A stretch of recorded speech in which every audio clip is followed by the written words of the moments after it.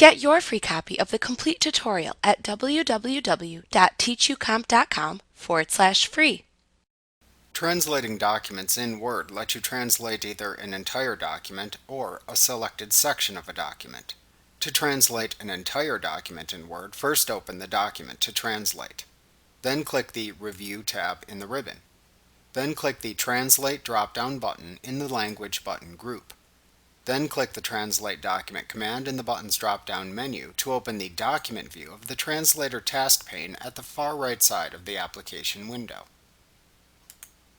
If necessary, use the From and To drop-downs in the Translator task pane to select the language from which to translate the document and into which to translate the document, respectively. Then click the Translate button in the task pane to translate the document as a new document that then opens in a separate window. You can then close the translated copy or save it after Word finishes the translation.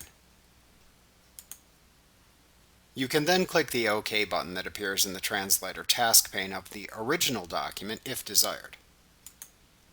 Word also lets you quickly translate selected document text. This feature replaces the older Mini Translator feature found in older versions of Office and Word. To translate selected text, first select the document text to translate. Then click the Review tab in the ribbon. Then click the Translate drop-down button in the Language button group. This time, click the Translate Selection command in the button's drop-down menu to open the selection view of the Translator task pane at the right side of the application window. Alternatively, you can also right-click the selected text and then choose the Translate command from the pop-up menu that appears to also open the same selection view of the Translator task pane at the right side of the application window. Most often, Word correctly detects which language it is trying to translate and shows it in the From drop-down of this pane.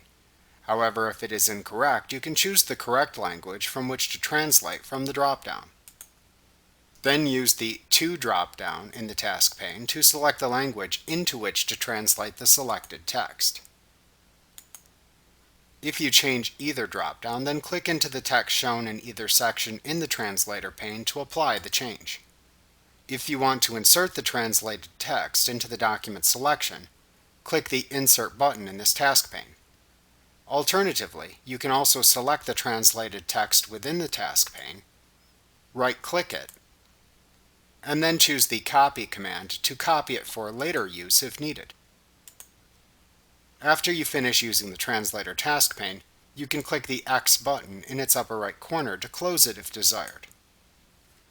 Like what you see? Pick up your free copy of the complete tutorial at www.teachucomp.com/free.